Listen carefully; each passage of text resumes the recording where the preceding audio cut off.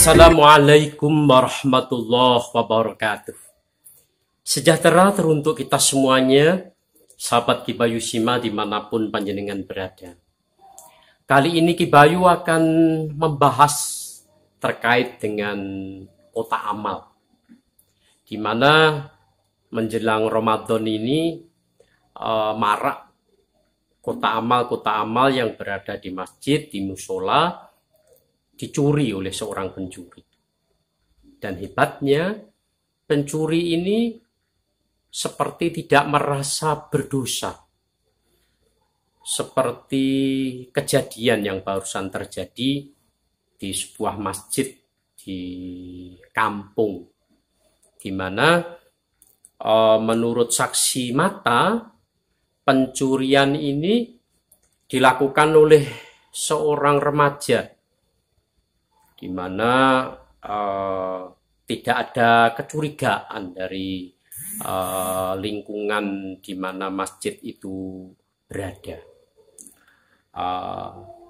Serta-merta tidak ada curiga karena lagaknya juga mengambil air wudhu, juga di situ santai.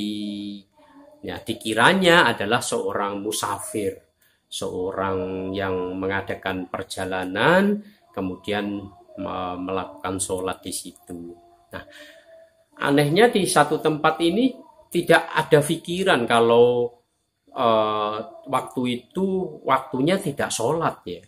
Maksud Ki Bayu tidak sholat maktubah, karena kejadian itu terjadi di jam-jam selepas Jumat ya, selepas zuhur, artinya belum masuk ke waktu sholat asar. Nah, itu tidak ada kecurigaan. Sholat apa? Harusnya kan gitu, tapi tidak. Nah, selang berapa waktu si pencuri ini dalam tanda kutip yang ke masjid ini, setelah dari masjid keluar itu, pada tetangga di sekitar masjid itu juga menyapa, mari monggo. Nah, luar biasa, seperti tidak ada dosa, sebagaimana Ki Bayu sampaikan tadi ya, tidak ada merasa berdosa, tidak ada merasa salah. Nah, tahu-tahu setelah jamaah asar, kemudian kotak itu dilihat, maka kotak itu sudah raib. Artinya isi kotak itu, dan kotak itu sahabat dicongkel ya, di kenyataannya kotak itu pecah, tutupnya pecah seperti ini sahabat. أعوذ بالله من الشيطان الرجيم.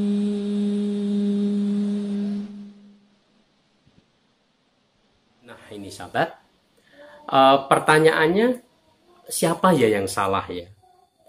Yang salah itu yang mencuri, atau takmirnya, atau siapa kira-kira? Kalau yang disalahkan pencurinya memang benar, dimanapun pencuri itu pasti salah. Tetapi hebatnya pencuri itu kok bisa mencari momen ya, mencari waktu di mana kira-kira tidak ada yang di masjid begitu ya.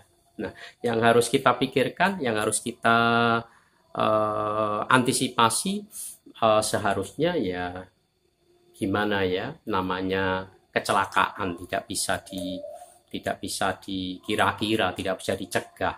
Tapi sekurang-kurangnya di zaman yang super modern ini, mungkinlah kita kasih CCTV, atau mungkinlah kita pasang alarm, atau mungkinlah ada semisal security ya, penjaga masjid, kemudian kita sisihkan infak itu kita kasihkan pada marbot atau security di situ, atau bagaimanalah caranya sehingga peluang pencuri ini tidak tidak ada, karena kata Pak Zainuddin ya, kata Ustadz Zainuddin MZ, faktor kejahatan itu karena adanya niat dan adanya kesempatan.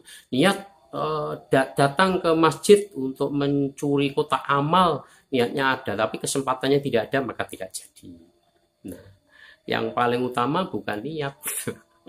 Kesempatan itu maka timbul niat untuk mencuri ya. Ya, seharusnya masjid ini diperuntukkan oleh orang-orang yang takwa ya, karena masjid dibangun ini tidak mungkin oleh orang-orang yang tidak takwa pada Allah. Nah, ayolah bersama-sama masjid ini kita isi, masjid ini jangan sampai ada kesempatan untuk mencuri.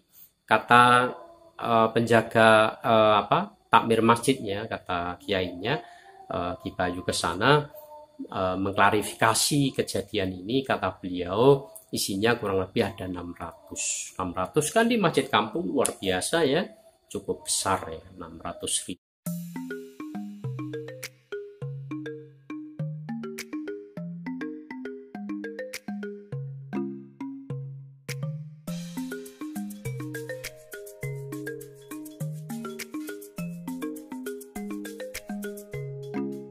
Pinten Pak?